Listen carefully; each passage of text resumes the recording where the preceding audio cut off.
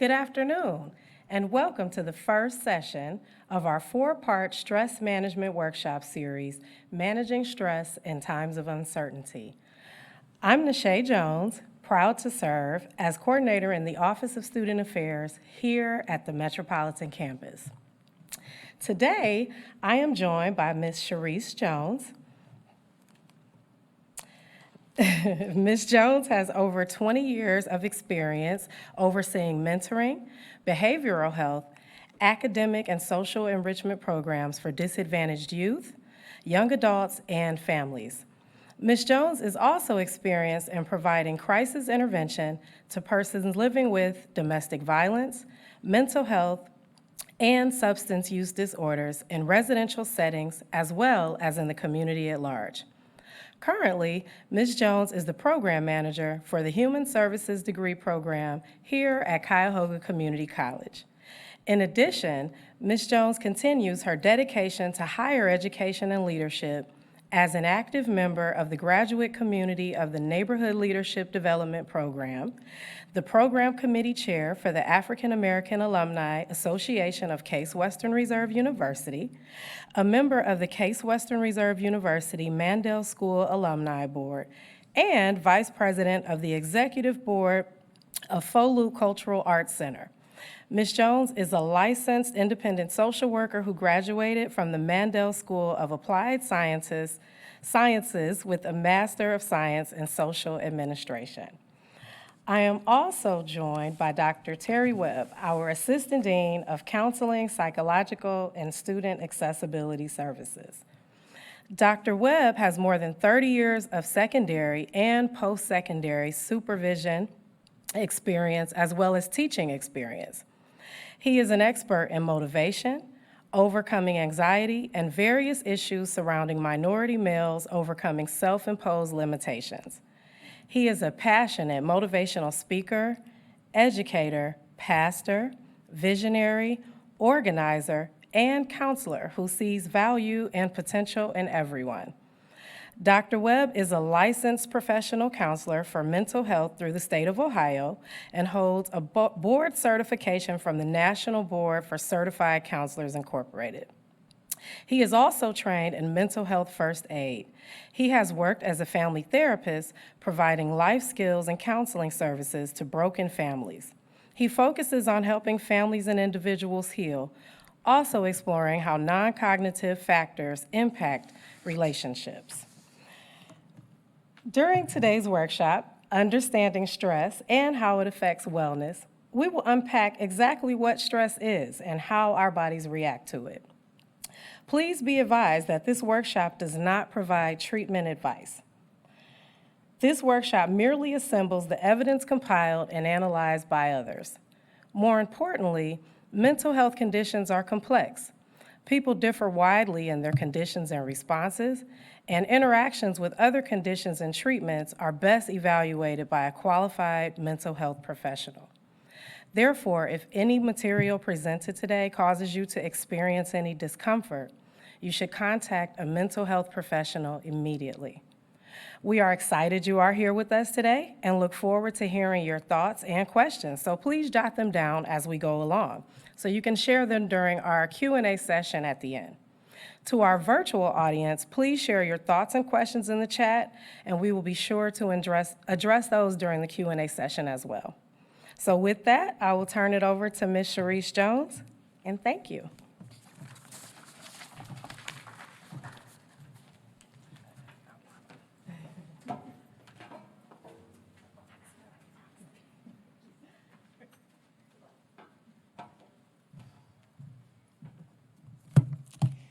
Hello, my name is Sharice Jones, and as Ms. Jones said, I am the program manager of the Human Services degree program here at Cuyahoga Community College, and our program is located currently exclusively on the Metropolitan Campus. So Dr. Webb and I are here today to talk to you about stress. What is it? How do you manage it? How do you know when it becomes something more serious? And once it becomes something more serious, how do you manage that?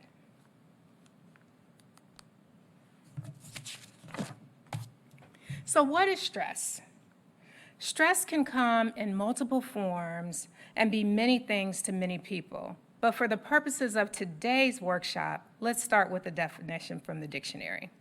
So the Oxford Dictionary defines stress as a state of mental or emotional strain or tension resulting from adverse or very demanding circumstances. As you can see in these photographs, everyone responds to stressors differently.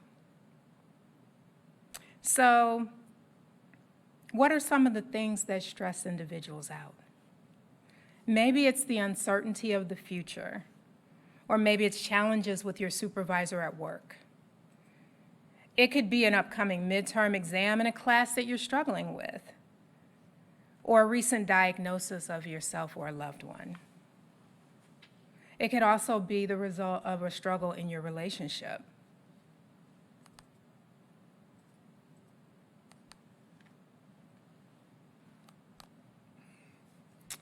The one constant about stress is that no matter who you are, stress affects everyone. Yet everyone responds differently to stress. One thing to remember is that effective coping strategies will help to lead to faster recovery from stressful events. And no matter what form stress takes, it brings with it physical and mental health risks. Stressors themselves can be short-term or long-term. And a little later, we'll discuss the impact that long-term stressors can make if they're not effectively managed. So this image is here to remind us that sometimes happiness can be worn like a mask. Many people smile on the outside when they're experiencing challenges and struggles on the inside. In addition to defining stress during today's workshop, we will also provide you with information and some strategies that you can use to fight and to counter stress, so that eventually the smiles that we all display can be genuine and not just a mask.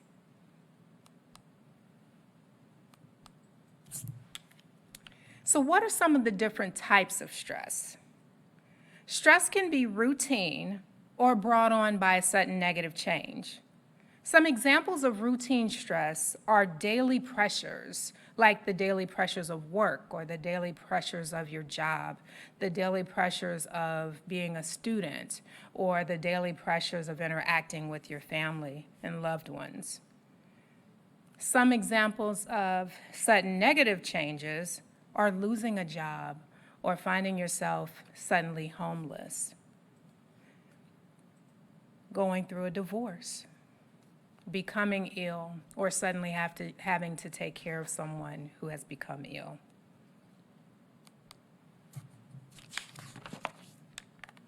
Stress can also be traumatic. Some examples of traumatic stress include war, assault, the changes that we all have experienced in our lifestyles as a result of the current global pandemic that we're living through together.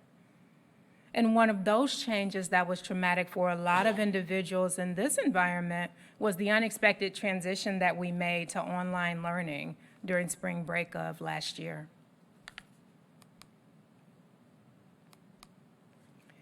One of the characteristics, though, of human beings is our resiliency, our natural ability to bounce back when faced with challenges and stressors. It is because of that ability that people who experience traumatic stress often experience temporary symptoms of mental illness, but most of those people will recover naturally soon afterward. It's also important to remember that not all stress is bad. Some examples of good stress are the stress that help you prepare for an exam, or the stress that helps you perform well in a job interview. There's even the stress of helping you to win in a sporting event. And sometimes stress can be life-saving in certain situations.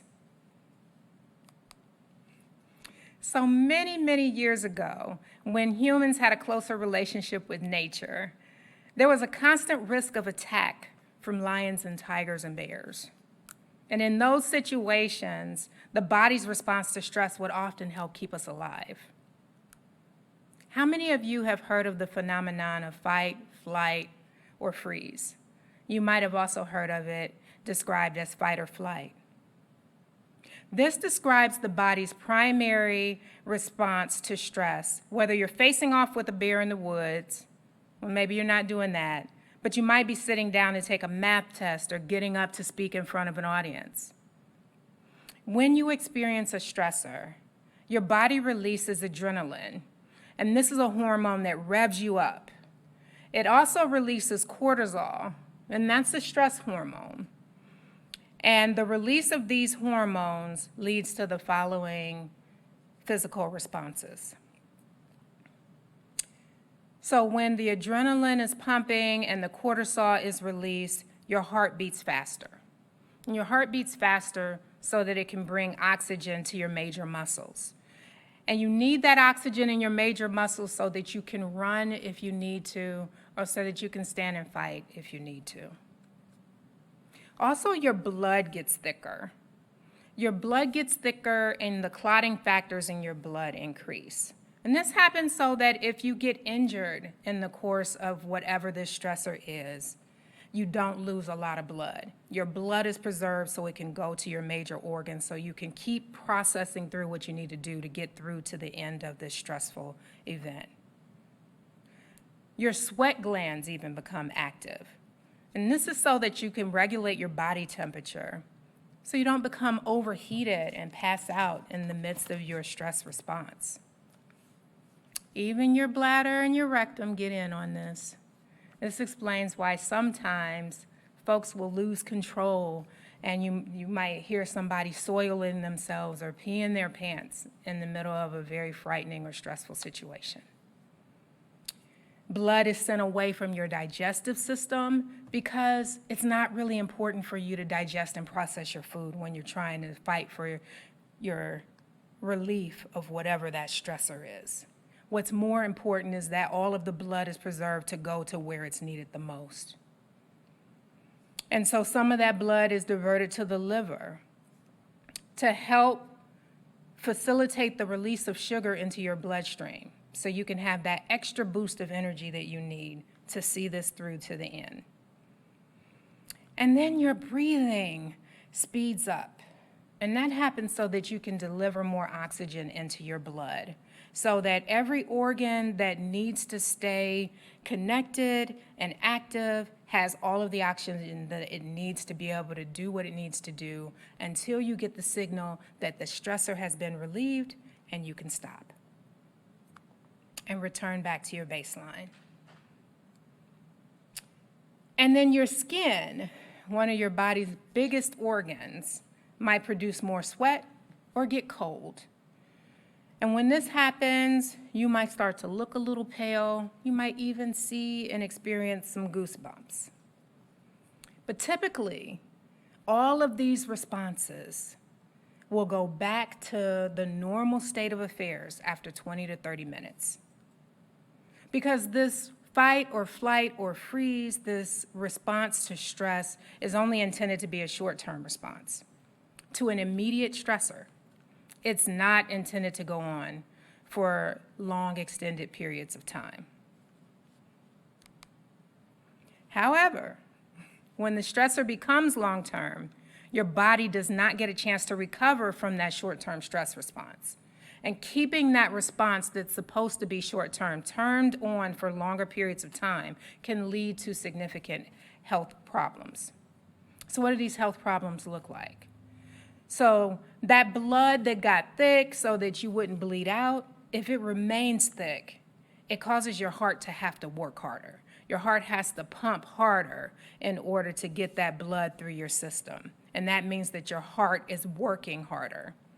And if your heart is working harder for extended periods of time, it's going to lead to things that you may have heard of, like high blood pressure or hypertension.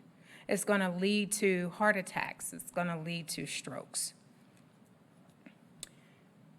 The liver released released sugar into the bloodstream for a burst of energy, but there were 2 hormones that were released into the blood as well to help keep that stress response going. One of those hormones is cortisol. Cortisol is the stress hormone.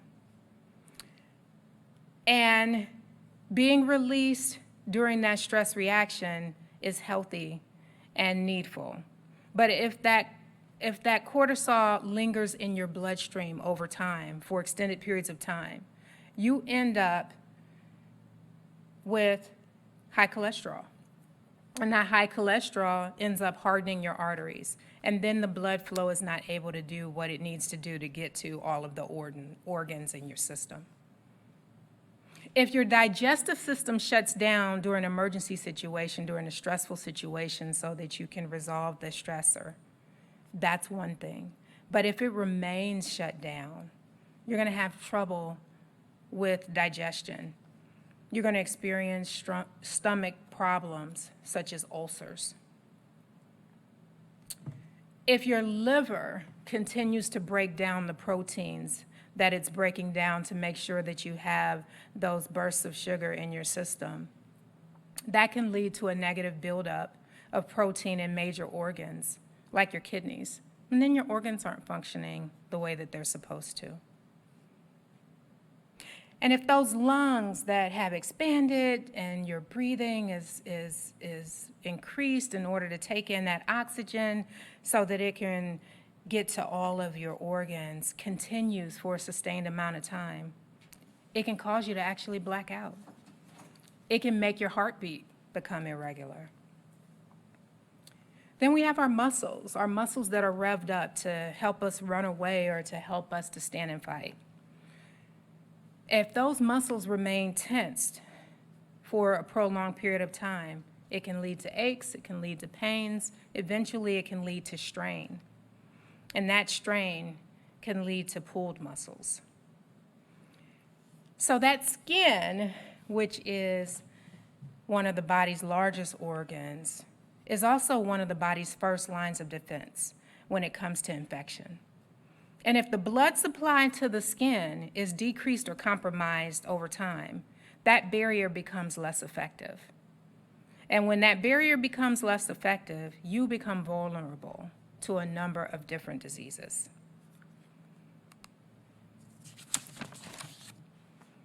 So as we've just seen, long-term stress can lead to health problems. The life-saving responses that are involved in fight, flight, or freeze, those processes are only intended to be temporary and short-term. When stress is chronic, it can suppress your immune system, it can mess with your digestive system, it can disrupt your sleep, and it can disrupt the normal functioning of other systems throughout your body, such as your reproductive system.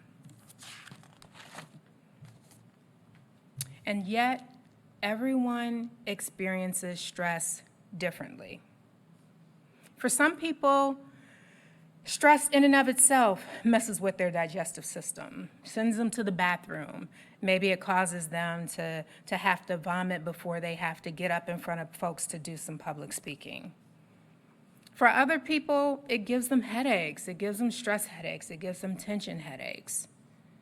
For even others, it makes them short-tempered. It makes them irritable. It makes them not people that you really want to spend a whole lot of time around. And for some, it causes muscles to tense up, and it leads to chronic pain. In addition, chronic stress makes you more susceptible to viruses, such as colds, flu, and, COVID-19. So remember the different types of stress we discussed earlier. One of those types of stress, routine stress, the one that we deal with on a daily basis, can be one of the most difficult types of stress to turn off. Over time, that continual strain of the routine stress is one of the things that can lead to these health challenges that we just discussed, in addition to mental effects such as depression and anxiety. And so if negative effects of stress that we deal with on a daily basis can sneak up on us, we have to have a way to identify them. We have to have a way to identify them so that we know when we need to seek help, so that we can keep ourselves healthy. And so one of the ways that we know is to look for warning signs. Some of the physical warning signs of untreated stress include muscle tension and frequent headaches, sleep disturbances that lead to fatigue, dizziness and fainting, having difficulty catching your breath consistently, and experiencing chest pain, tightness in your chest. Then there's also the consistent nausea and stomach aches from the digestive system being out of whack.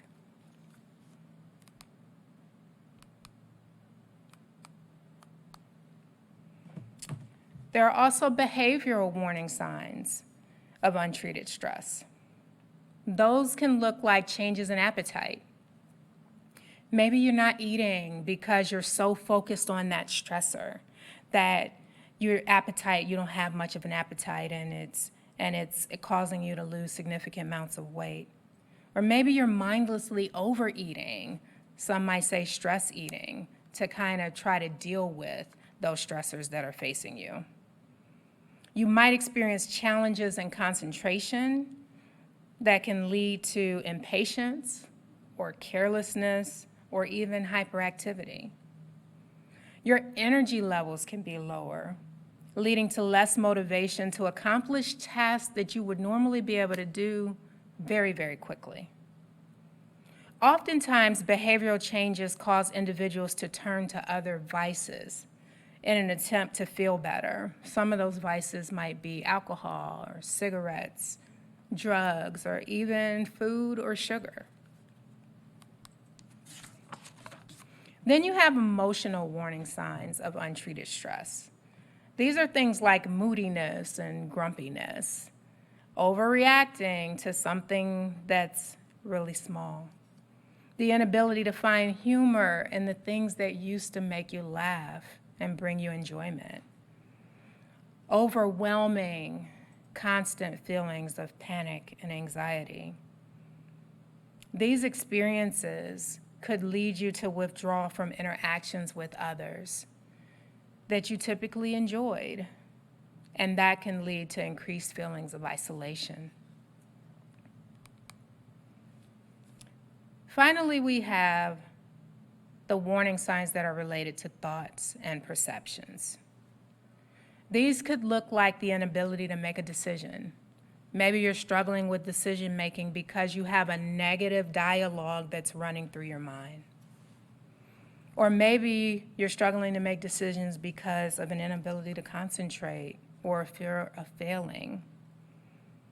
You might also experience forgetfulness. And any of the combination of warning signs that we've discussed could cause you to begin to focus on the negative aspects of your life and overlook the positive aspects, but to a skewed level. Everything in my life is always so horrible, it's always so bad, when really that's only a very small fraction of what's true. The good news is that not all hope is lost. Stress is unavoidable. It is definitely unavoidable. You will, as long as you continue to breathe on this earth, experience some form of stress at some point. That's something that we know. But there are ways that we can manage our stress so that we don't suffer from the negative effects that we just discussed. So at this time, I'm going to bring Dr. Terry Webb to the podium to discuss the relationship between stress and anxiety, as well as the ways in which we can effectively manage both for a happier and healthier existence.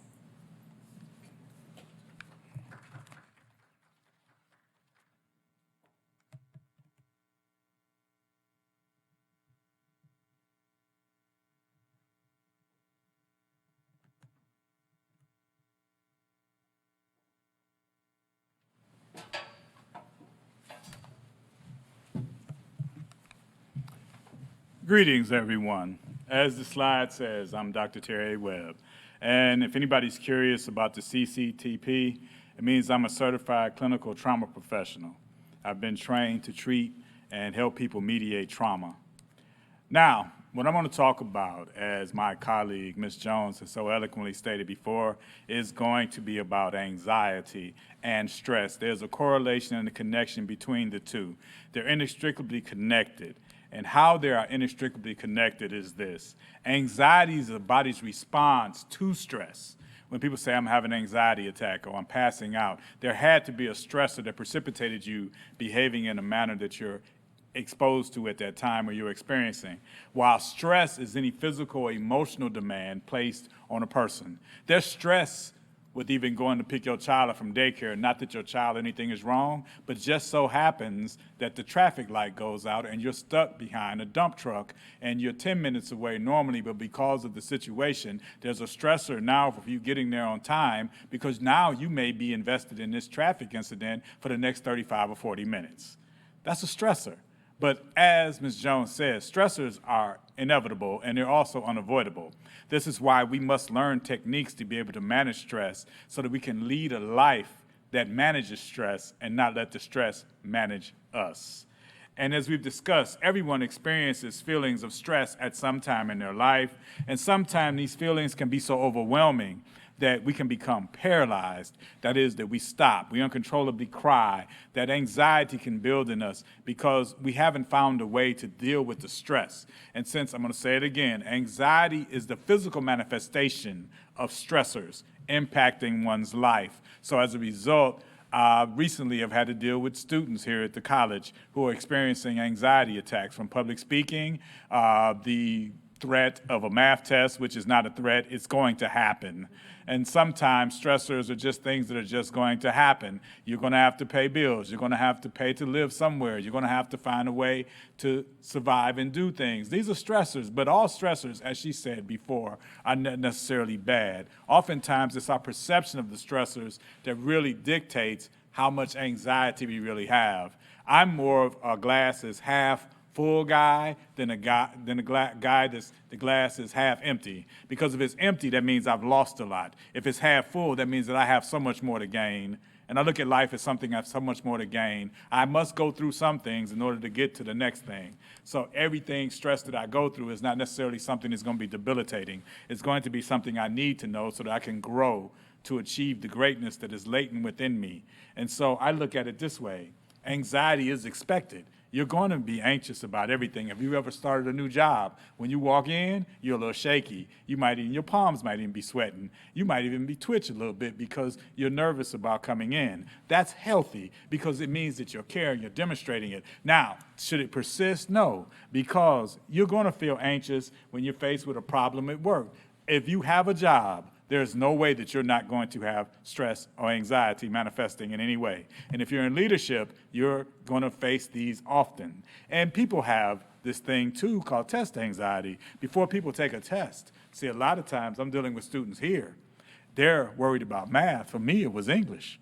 I still haven't quite figured out when to use a colon over a semicolon and all that. So I thank God for Grammarly and good colleagues like Ms. Jones who are experts in grammar. And before you make an important decision, dating someone nowadays could be a calamity or it could be a ride to success. But when you go into this, there is a level of anxiety because of the stressors that in the life experiences you've had up until this point, and oftentimes, as she alluded to, the scripts that you have playing in your head that precipitating you entering this event, that you start to believe that it has to turn out a certain way, and when it doesn't, oftentimes that creates stress, and if it doesn't, sometimes that releases the stress. However, our perceptions and the way we look at things sometimes mounts the stress in our lives. And anxiety disorders involve an extreme amount or more than temporary, as she used the word temporary a number of times in her presentation. Everybody is going to be stressed out. Everybody experiences anxiety. It's when it's continual. It's when it starts to interfere with your daily life. It's when it starts to stop you from doing the things that you normally enjoy. Like for me, Everybody in my family knows there's something wrong with me if I stop eating or if I stop trying to tell jokes. I might be corny, but to me, I'm hilarious. But that's who I am. If I shut down and become catatonic, then something's bothering me. Rarely ever will that ever happen. But for a person with an anxiety disorder, the anxiety does not go away, and it gets worse over time. See, oftentimes in these commercials that are out now, people tell you to just smile and it gets better. Sometimes we have to face certain things and anxiety is present. Sometimes we have to talk to a disinterested party that is someone like me or Ms. Jones, who are therapists, clinicians, to help you process these occurrences in your life that are stressing you out, to be able to manage the level of anxiety that you may experience throughout the course of a day. Because it starts to interfere with so many different aspects of your life. Some people even sever relationships inadvertently because they're not dealing with the stressors of their life and they're letting the stressors deal with them. And I stand here to tell you today that in a few minutes I'm going to get to the point that you can handle the stressors of life. Everybody's life has stress, and there is no such thing as a life without it. I can't say that enough. And there's several types of anxiety disorders that interfere or cause stumbling blocks in the lives of individuals. You have generalized anxiety disorder. You have panic disorder, which is seemingly very common right now. And you have various phobias. There are people I know that will lose their mind if they see a spider. And I won't even say the word, but I'll just spell it. If they see a Mouse or RAT, I don't want anybody to run out of here scared, because there isn't one present. But if they see those, I've seen a whole office area clear from a 3-ounce Mouse showing up.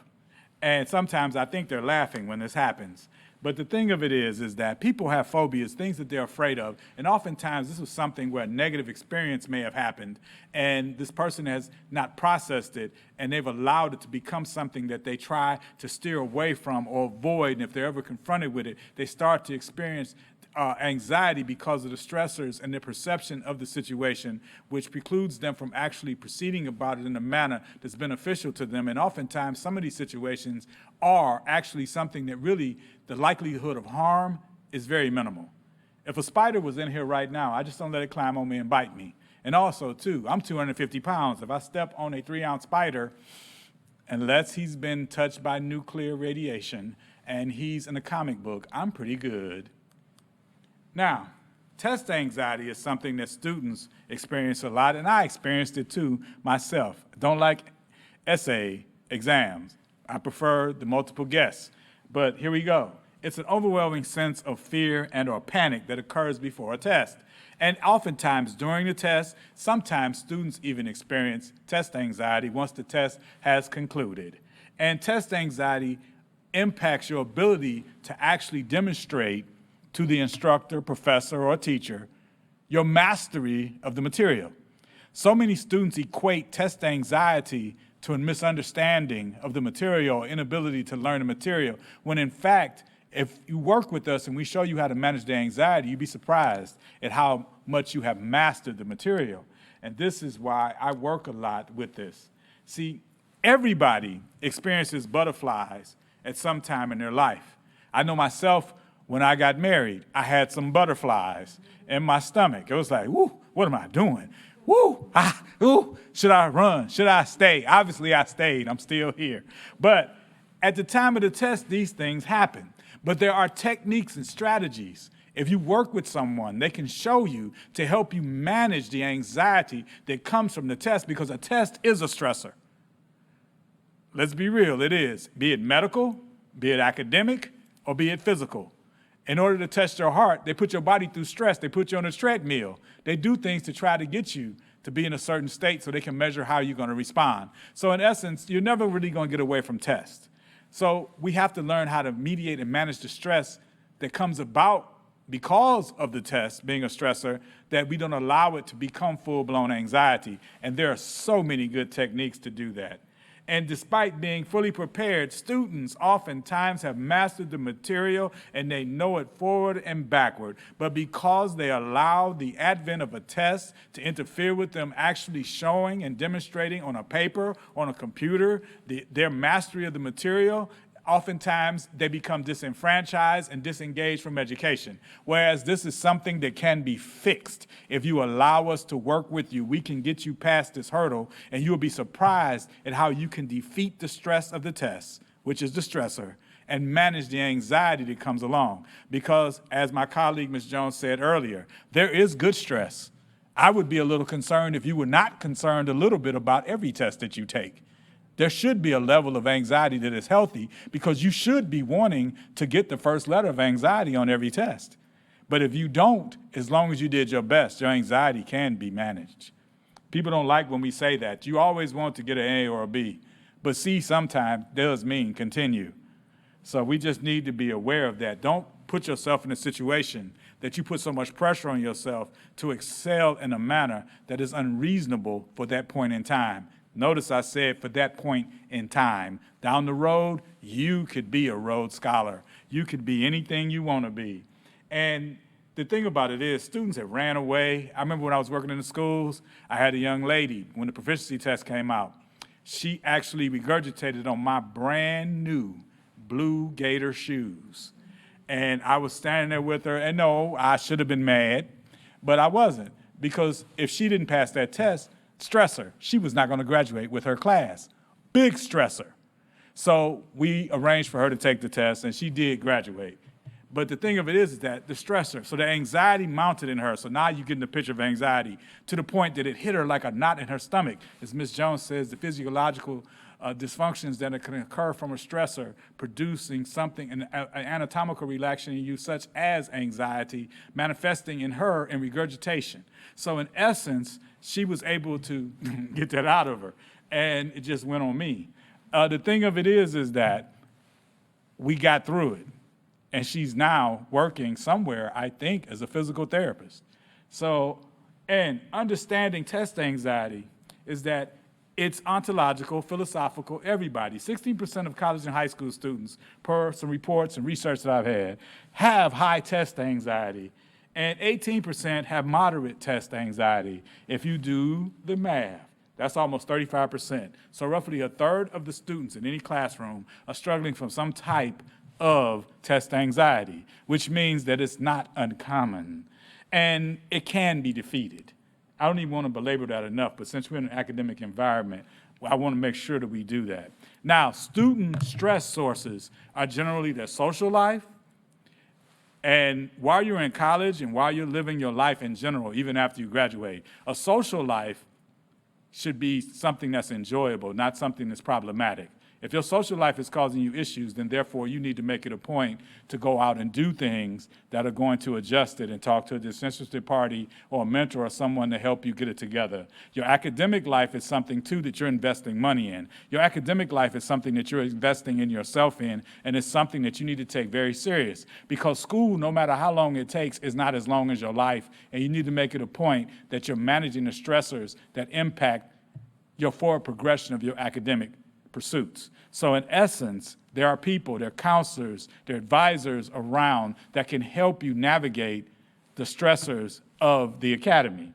And life stressors are something that oftentimes we need to sometime broaden our circle of influence and broaden our circle of people that we communicate with to acquire knowledge that we do not have. Unlike many of you, neither one of my parents even earned a high school diploma. They were born in the 20s and the early 30s of last century, 1925 and 1935. They were born then. And at that time, if you look at me, they were not necessarily allowed to go to school. They never received high school diplomas because they were put in the fields. Now, how could they help me get a high school diploma? How could they help me go to college if they were never allowed to go? Then therefore, you must be humble enough to recognize that you don't need to know everything. You just need to know who does know and put them in touch with somebody that can help them acquire the skills and the talents and the information that they need. This is how we start to mediate some of the stressors and like we have in life and help us with the anxiety. Now, to get to this stress-free zone, and everybody, there's a stress-free zone, but I need you to understand something. It's a commercial. It does not last 24 hours a day. Unlike you, sometimes I'm stressed out because I can't go to sleep fast enough, or something happened and I woke up. Now, ways to manage stress is to recognize what's causing you stress.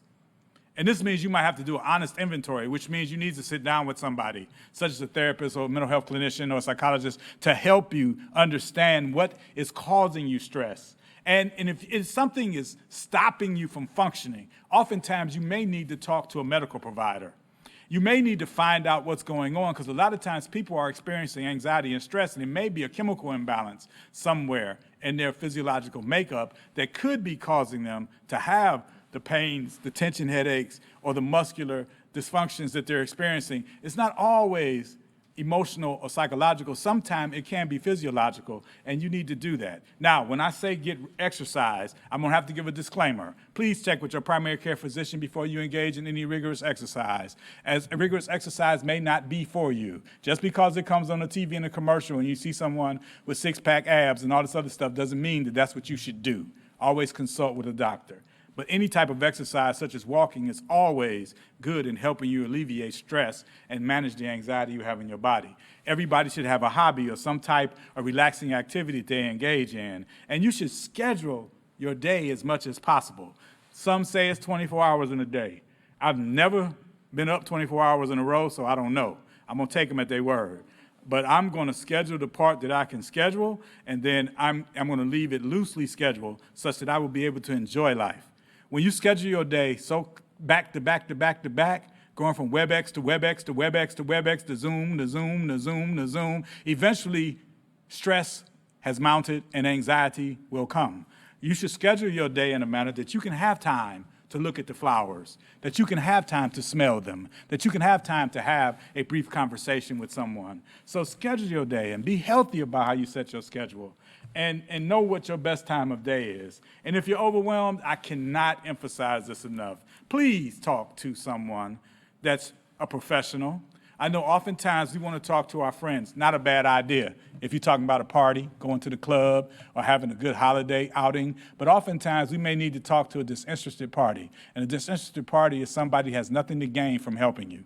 Someone who has nothing but want to have you achieve the best outcome possible. And you should seek that help right away. Don't wait until you're in the conundrum of a quagmire of despair before you start to realize, when you're sinking in the quicksand, that you could have put your arms up and someone could have been there to assist you, to walk you through this anxiety and this stress. Also, too, in managing stress, especially when we get into our life and our academic and our social aspect of it, reconsider the people that you hang around. Are they building you up or are they tearing you down? Reconsider the places you go outside of academia. Are they encouraging you or propelling you or pushing you towards the goal of achieving the academic credential that you're here to receive, or the employment opportunity that you do deserve, not the ones you can get? Reconsider the things you do for fun. Are they contributing to the forward progression of your career? Are they contributing to you having an outward appearance of ethics and managing your life in a manner that people will be willing to invest in you? Or are some of those things just shady? Let's be real. What are you doing?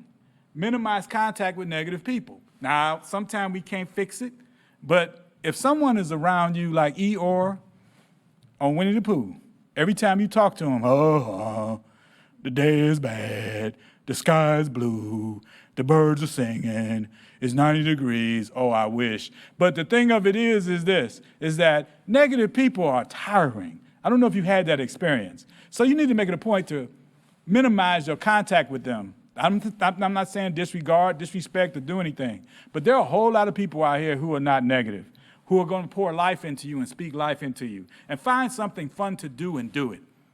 Don't come up with excuses, because excuses only excuse you from the opportunities to be successful that you deserve. So, and have clear, defined goals. If you're in college, why are you here?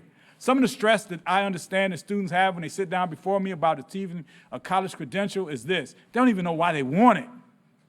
Why do you want a college credential?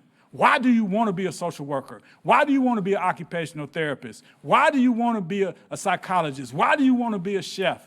When you start to have that why, the stressors that come, you can manage them, because the anxiety can be mediated, because now you know you have a support system, because you have a goal that is clearly defined that people can work with you on and come alongside you and fight with you, for you, to help you achieve whatever goal that you're after. And find a mentor.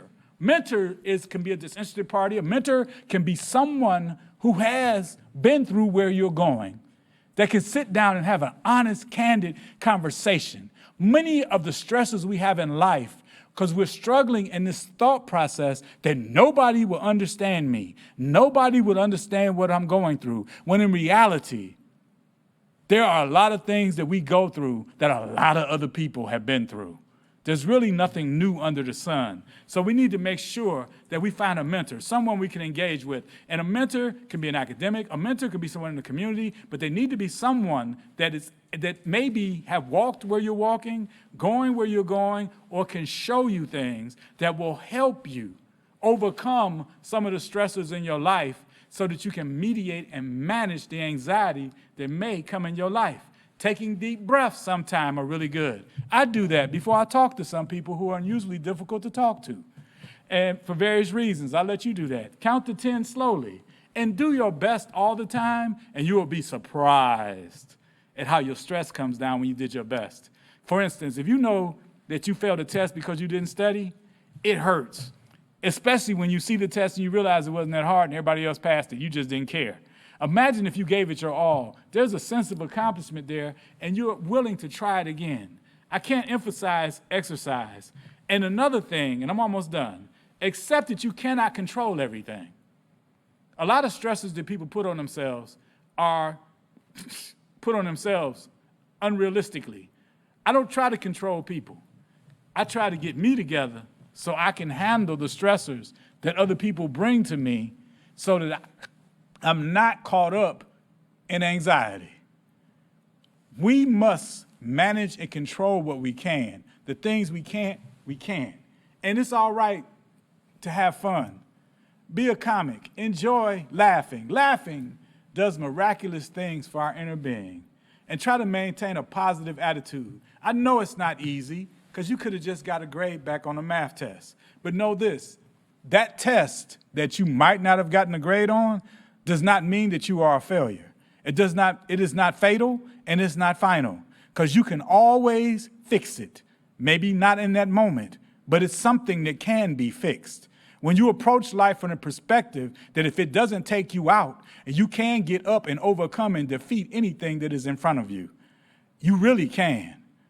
Anxiety starts to dissipate because the stressors have a new perspective now. This is just a hurdle, and I can jump any hurdle that I prepare to jump over. And that hurdle will not get up and come after me, but I'm sure gonna go over that hurdle because I'm not gonna let anything at any time stop me. And I'm willing to endure a little stress because I'm determined to be my best. Take time out, eating a balanced meal. Then I think I'm done. Eat a well-balanced meal. Now, balanced meal does not mean that you can hold it in your hand like this and walk to the table. A balanced meal means that you have all of the colors in the food groups and you're eating healthy. By chance, if you don't know, a granola bar and a Pepsi is not a healthy meal. A Snickers bar and a Pepsi is not a healthy meal. A bottle of juice and a bagel is not a healthy meal. Healthy meal involves the grains, the protein, however, vegan, whatever you do. You still need protein, whatever you do. Make sure you're eating healthy meals because a lot of stress comes because we're malnourished, we're dehydrated. And the next thing that's on here too, caffeine can make you nervous. It's an upper. Also too, alcohol is a downer. So we need to be careful when we're consuming those things. My recommendation would be not to do it. But we also live in the real world. We know you're going to drink coffee and other stuff. And we're going to, hopefully, if you're over 21, control the consumption of alcohol, get enough sleep, and get involved with healthy people who are going somewhere and trying to do something with their life, and always try to figure out what causes your anxiety and manage it. And it's never wrong to talk to someone about what's going on. And this right here, and I am near the end, happiness is a choice. It's not by chance. If you want to be less stressed, you got to choose. And once you choose, you can't lose, especially if you're going back and you're dealing with people who are helping you. And as we go on about this, these are two of my favorite symbols. Superman is who I am, but I'm the poor one. Now, the Superman thing is this. We need to stop thinking we can take on everybody else's issues. We need to stop thinking we can save everybody. We need to start thinking that we can do everything for and be everything for everybody. That induces stress sometimes that is so monumental that we get crushed underneath the pillars of trying to hold everybody else up. The only person that we really can control, have any control on the outcome is ourselves. If you make sure that you're the best you can be, then you can provide better assistance to other people. And Green Lantern is another one here. That one, if you wasn't sure with it, the Green Lantern is fearless. Well, fear is not necessarily a bad thing.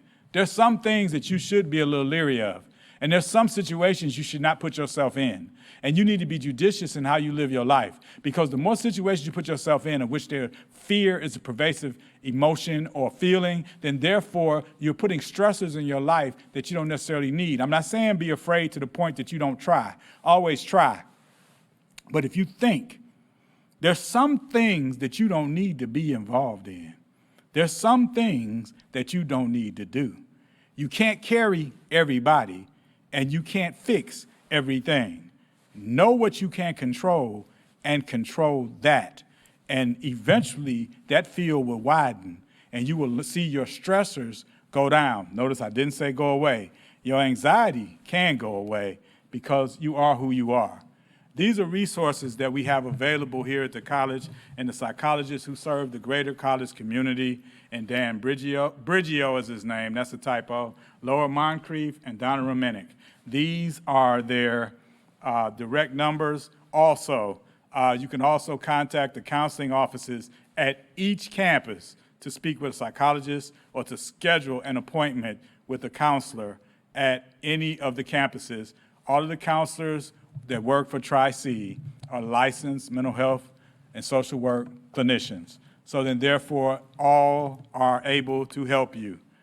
And these are some of the resources that we have locally that you can go to receive outpatient care or even to be treated if it's a medical issue. They're there in this community for us down here in the central community that we're down here we refer students to, and we are here to help you get there, not transportation, but to help you discuss the best options. That's why we're here. We're a full service counseling psychological services department that specializes also too in student accessibility services. That is students who may have some disabilities on 504 plan or had an IEP in school. And at this time, my colleague, Ms. Jones, will join me and we will engage in Q&A. If there are any questions that you may have, you can feel free to ask them. Will the Browns win tomorrow? You work on that one. I'm going to leave that alone. Okay, so we do have a question. What are small things we can do every day to manage chronic stress? Well, that answer is going to be different for every individual person. So one of the biggest things that you can do is to identify what the chronic stressor is. If you can identify what that thing, what that action, what that fear or interaction is that's causing that chronic response, then you can actually address that stressor. And that can help to lessen some of that chronic stress. But you can also do any of the things that Dr. Webb mentioned in his presentation in terms of, deep breathing and exercise to help to also mitigate some of those characteristics that come along with the chronic prolonged stress. You have anything to add, Dr. Webb? No, you did a great job. The only other thing I would say is this. Since you identified it as chronic stress, that means that you have more background on it than you're sharing. And it would behoove you to go talk to someone to be able to actually sit down and clearly define what triggers those stressors. But I do know this, for anybody, a good laugh or doing something for fun helps to mediate a lot of stress. Something for fun is always good. Thank you. The next question we have is, do you have any tips for dealing with panic attacks? want to start that? Ironically, I've been dealing a lot with those here on campus lately. For dealing with panic attacks, first and foremost, what I like to do is make sure the person is not going to fall or do anything like that, because sometimes the body can go limp. And dealing with panic attacks, ironically, a lot of times the panic attack sometimes is intensified by the individual thinking about having the panic attack. So in essence, what we want to do is sit down once we get you calmed down, and as Ms. Jones said earlier, you can't keep that up but so long. And usually I sit with them, get them calmed down, and then we start to process the possible triggers or the impetus for the panic attacks. Ironically, in this collegiate environment that we're surrounded in, this excellent collegiate environment, is usually the anticipation of an exam or public speaking. Public speaking seems to be number one. I had to stand up in front of the class and talk. I used to have that issue myself when I was younger. I know people tease me now like, no, but I did. And you can't get over it. I tell you can. But if you really are having issues with panic attacks, and as Ms. Jones said earlier, those can be individualized as to why you're having them. I would advise you to come in and see one of us. And panic attacks can be defeated. They can be ameliorated and they can be defeated if you're willing to do the work, and you'd be surprised, it doesn't take a whole lot of work in comparison to some other things. Thank you. Our next question is, how do you deal with stress around uncertain situations or things that are out of your control? I think one of the really big things that we as human beings have a difficult time with is actually sitting down and focusing in on the things that we have the ability to control, as opposed to focusing on those that are outside of our control. Sometimes it's a natural tendency to want to focus on those things that are outside of your control, because deep down inside, psychologically, if you don't get the result that you want out of them, you still can know that it wasn't your fault. It wasn't something you did. One of the biggest things you can do is identify those things that you can control. Sit down and look at the situation. Look at the stressor. Do I have any control over what the weather is going to look like today? Can I realistically determine what my instructor is going to put on this exam? No. You can't tell what they're going to put on the exam, but you can study all of the things that they've spoken about up to the point where you sit down to take it. So sometimes it's just a matter of taking a step back, looking at the big picture of those things that you're struggling with, and determining which aspects do you realistically have something that you can do to make a difference. And just a little secret, those things are usually the things that point back to you. And which things do you not have as much control over? And those are usually the things that are being managed by everybody else. Thank you very much, Ms. Jones. This next question is also for you. How do you know if stress is taking a toll on your body? Well, any of those warning signs that we talked about earlier, the chronic aches, the headaches, and the stomach aches, the chest pain, could be signs that stress is taking a toll on your body. But they could also be signs that you have an underlying medical condition going on. And so this is why it's always a good idea to identify a primary care physician that is following you and knows your baseline. When things are changing or you are experiencing something repetitively, and you notice that this thing always happens before I get up in front of the class to speak, that might be an indication that it is stress related, and that if it continues to go on and worsens, that might be an indication that it's starting to take a toll. So a lot of the symptoms, if you look back at what the warning signs and that prolonged stress, fight, flight, or freeze response that we talked about earlier, also mimic medical conditions that you could have that you might need treatment for. So the best course of action is that if you are dealing with something physical and you're not quite sure what it is, to seek out some medical attention. Thank you, Ms. Jones. Dr. Webb, this next question is for you. With the delays in getting appointments due to COVID, what are some ways that I can recognize some sources of stress in my life on my own?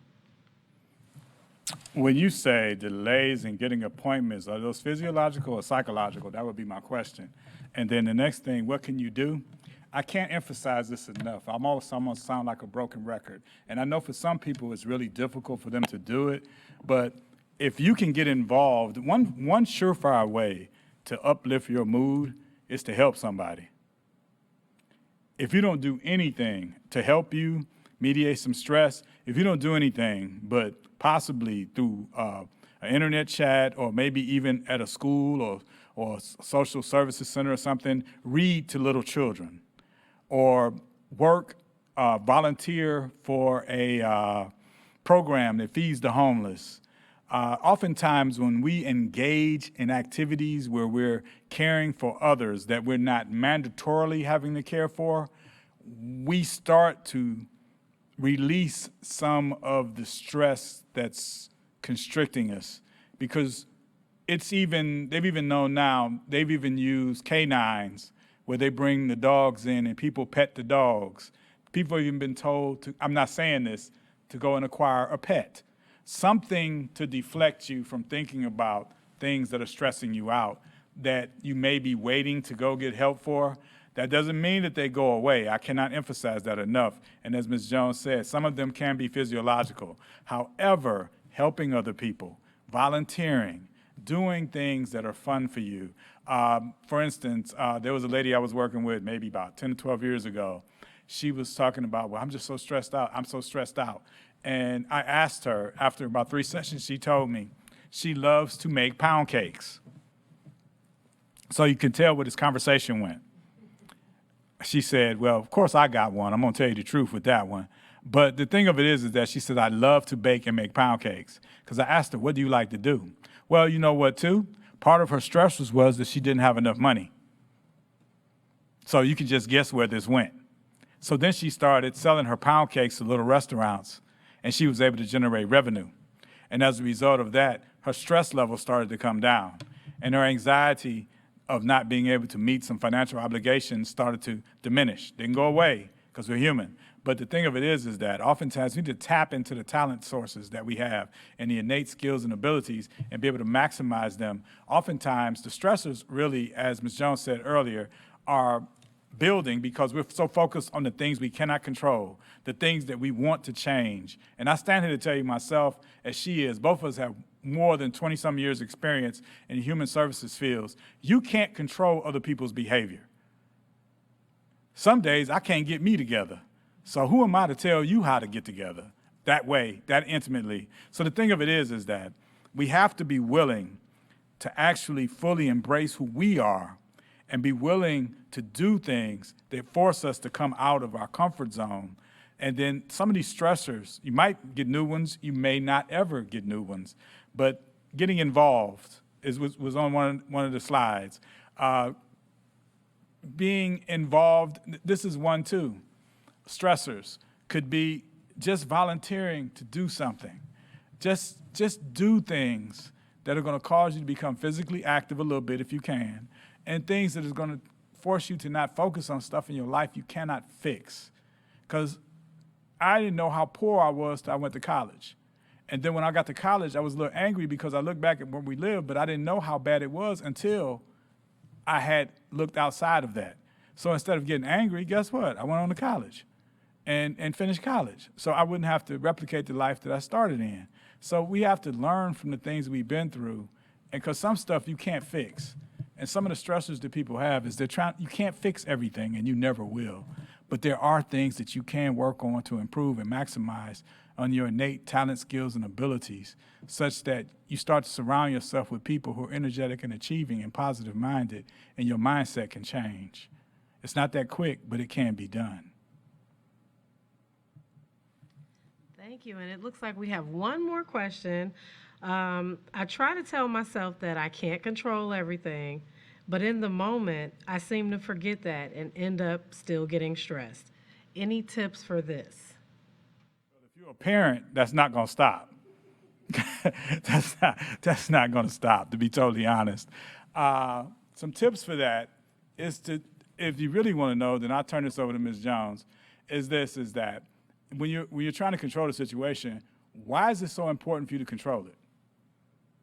When I get in those situations, even being a supervisor, why is it so important for you to control it? What makes this paramount that you have to control it? Because sometimes, in order for the people that we care about to realize that what they're doing is not in their best interest, I'm not talking about nothing life ending or anything like that. Sometimes people don't know that they can stand up until they fall down. As long as you're there. And you can take that however you want. But oftentimes when we're trying to control things, I'm trying to make my kids or my spouse or relatives do something I want them to do or I feel they need to do because I know it's right. Well, it might be, but no one can change. You can't change anybody. You can't make anybody do anything. But you can be there to encourage them and to be there when they try it and it doesn't work out the way they think it should have. And sometimes you are right, oftentimes, but sometimes we just got to let them do it. And always question, why is it so important for you to control it? I think it was Einstein that said insanity is doing the same thing over and over and expecting different results. Sometimes all it takes for us to change a habit is to take a baby step. Take a baby step, make one small shift, and that can open up a totally new perspective that can change the whole way we're looking at something. If you're identifying that you're trying to control a situation and your desire to control a situation is stressing you out,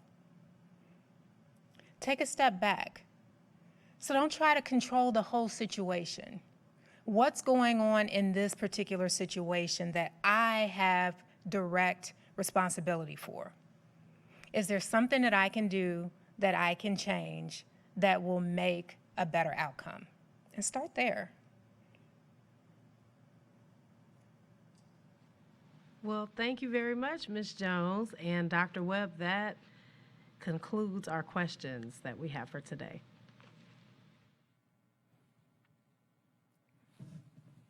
We'd like to thank you all for tuning in, and those of you who are here in this huge audience that have gathered, COVID distancing and adhering to all the social distancing guidelines, for being present for this presentation.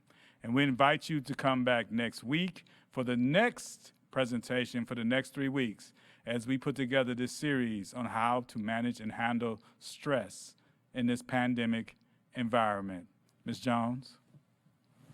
We look forward to seeing you at one of the next 3 sessions in our 4-part series. There'll be more tips and tricks on things that you can do and tangible methods that you can implement to help to bring your stress down to a normal baseline level of functioning. And you can watch this again. It will be on Tri-C's YouTube and on their channel. That information will probably be coming from somebody who knows what it is, since I don't, but it will be able to be accessed again through Tri-C. With that, we bid you adieu. It has been a pleasure. Thank you.